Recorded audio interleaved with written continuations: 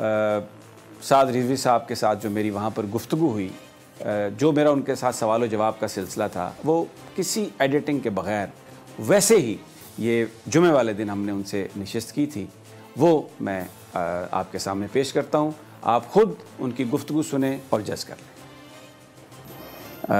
सबसे पहले तो हमारी तरफ से ताज़ियत कबूल कीजिए आपके वालिद मोहतरमी, अल्लाह ताला उनके दर्जात बुलंद करे। ये बताइए कि बड़ी एक नागहानी उनका इंतकाल था, बहुत स्पेकुलेशन भी हुई इस पर। किसी ने कहा कि इसकी तहकीकात होनी चाहिए, किसी ने कहा कोरोना है। आप, मुझे ये पता चला कि आप उनके साथ थे, कुछ हमारे साथ शेयर करेंगे कि ये सब कैसे हुआ, आपने सब कुछ देखा? बिस्मिल्लाहिर्रहमानिर्रहीम। सबसे पहले तो आप तशरीफ़ लाए, आपका शुक्रिया। और उनका दुनिया से जाना वो एक ही वजह बना है जो हमने तहकीकात की हैं और जो हम तहकीक समझे हैं, वो था कि जब से फ़्रांस में खाके शाया हुए थे ना सरकारी सतह पर, तो वो एक बात बार बार कहते थे कि यार उन्होंने हमारे आका मौला सल्लल्लाहु अलैहि वसल्लम की जो गुस्ताखी की है ना वो सरकारी सतह पर, ये 57 इस्लामी मुर्दे कहा करते थे, ममालिक नहीं कहते थे, कहते थे हजूर की इज़्ज़त के मुकाबले में इन्होंने मुर्दों वाला किरदार अदा किया। ये 57 इस्लामी मुर्दे कहाँ हैं? इनका हक बनता है ना ये सरकारी सतह पर उसको जवाब दें। मतलब ये थी उनकी एक अंदर की कुड़न, और इस कुड़न को कोई बयान नहीं कर सकता। और हमारे एक शाह साहब हैं, वो अक्सर खिदमत किया करते थे, वो कहते थे कि जब से ये मामला हुआ था तो उनके कंधे कभी कमज़ोर नहीं पड़े, उसके बाद अंदर से वो जल रहे थे, और वो जलन उनकी मौत का सबब, यही उनकी इस दुनिया से रुखसती का। जी बिल्कुल यही समझना। वरना बुखार होता है नॉर्मल, आपकी तबीयत ज़्यादा भी ख़राब रहती थी, इससे भी ज़्यादा ख़राब रही है काफ़ी मरतबा, लेकिन ये अचानक से बिल्कुल लम्हों की बात हुई है। लम्हों की बात। तो आप उस वक्त, जिस वक्त वो रुखसत हुए इस दुनिया से, आप उनके साथ थे? जी, बात उन्होंने आपसे? मैं उस दिन तकरीबन 12 बजे से लेकर 11:30-12 बजे से लेकर रात उनके विसाल से 10 मिनट पहले तक उन्हीं के करीब रहा हूँ। और मेरा ये मामूल होता था कि अगर मैं ज़ोहर से पहले उनके पास बैठा हूँ तो ज़ोहर की नमाज में मैं दाएं बाएं हो जाता था, अगर असर से पहले बैठा हूँ तो असर की नमाज का फुर्सत आती थी। और उनकी ज़िंदगी की एक सबसे बड़ी खासियत यह है कि हमने उनको बाएहतमाम नमाज़ पढ़ते देखा है, इतनी बीमारी की हालत के बावजूद। उनके पास कोई भी बैठा है, कैसे भी बैठा है, जब अजान हो गई है तो वो बेगाना हो गए, उन्होंने कहा नमाज़ पढ़ो। मैं उस दिन करीब बैठा था कि मुझे वज़ू कराओ, नमाज़ पढ़ के आओ, बस इतना वक्फा होता था। और उस दिन मतलब उन्हीं का एक तसर्रुफ था कि मैं हर नमाज के बाद वापस आके उनके पास बैठ जाता था, फिर नए सिरे से बात शुरू हो जाती, फिर नए सिरे। और ये जितनी जहतें मुलाकात, जितनी नमाज़ों का वक्त, तकरीबन 4 नमाजें उसमें आयशा समेत, इन सब नमाज़ों के वक्फे के दौरान एक अलग-अलग ज़िंदगी के पहलुओं पर और अलग-अलग मामलात के ऊपर गुफ्तगू हुई, जो इंशाअल्लाह बड़ी ज़्यादा फोकस किस पे था उनका? उनकी एक ही बात पर फोकस था, और वो बात इतनी वज़नी है कि कहते थे कि यार हम हर एक से वफा का तकाजा करते हैं। हम चाहते हैं कि मुझसे मेरी औलाद वफ़ादार हो जाए, मैं चाहता हूँ मतलब हमारे घर वाले वफ़ादार हो जाएं, हम जिसके साथ हों वो हमारे साथ मुखलिस हो जाए। तो क्या हमने कभी सोचा है कि जिनके साथ हमने इखलास करना है हम उनके साथ पूरा कर रहे हैं?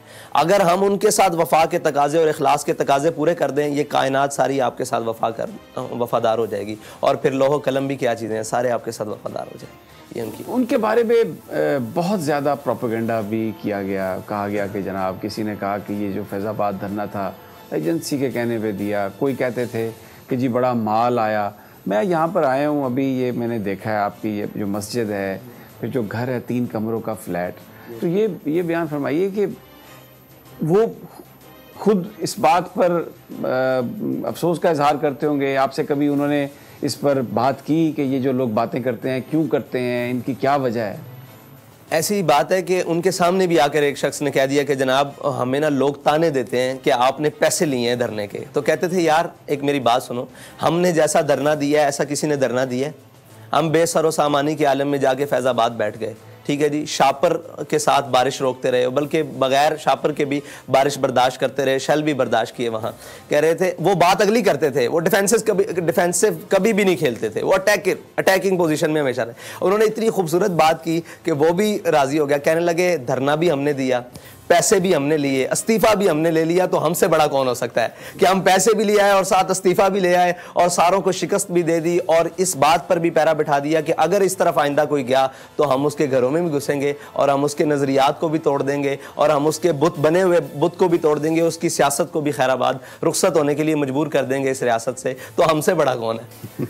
हाँ, वो मतलब ये तो बातें सारी सरसरी हैं, वो इन चीज़ों से बेगाना थे। अच्छा, उनकी जो गुफ्तगू है, भले वो ज़बान पंजाबी इस्तेमाल करते थे, हालांकि एक लैंग्वेज है, लेकिन अनफॉर्चुनेटली पंजाबी वाहिद कौम है जो पंजाबी को ओन नहीं करती, बाकी तमाम कौमें अपनी ज़बान को ओन करती हैं। लेकिन वो गुफ्तगू में इकबाल के शेर पढ़ते थे, शिराजी के, हाफिज़ के शेर पढ़ते थे। बहुत ही एक ऐसी गुफ्तगू थी, अगर आप उसको गौर करें तो एक इन डेप्थ जो मैसेज था वो दहला देता था। तो अक्सर मुतालिया करते होंगे, आपके साथ भी, आपकी तरबियत में भी वो चीज़ें उन्होंने शामिल की, इनकॉर्पोरेट की? बिल्कुल ऐसे ही है। मैंने तो सारा जो कुछ भी सीखा और मुझे उन्होंने एक सबक दिया, आपके मतलब एक्सीडेंट के बाद एक और साथी हैं, उनको भी यही सबक दिया कि किताबें तो दो हर्फ सिखाती हैं, आदमी आदमी बनाते हैं। तो हम हमारे अंदर जो भी आदमियत है, जो भी हमारे अंदर कोई वस्फ है किसी भी चीज़ का, वो उन्हीं का दिया हुआ है, उन्हीं का सिखलाया हुआ है। और उनके अंदर एक खासियत थी कि वो अपनी हर चीज़ को जो उनके साथ मुंसलिक थी बवांगे दोहल ऑन करते थे। लोगों ने बड़ा कहा कि हज़रत आप उर्दू का इस्तेमाल करें, इससे बहुत फ़ायदा होगा था। कहते थे जल्ले जो तक मैं पंजाबी गल ना कर लवां मेरा अंदर ही पूरा नहीं होता, मैनू गल समझाने का मज़ा ही नहीं आता। मतलब वो पंजाबी में कहते हैं मुझे बात समझाने का मज़ा ही पूरा नहीं आता।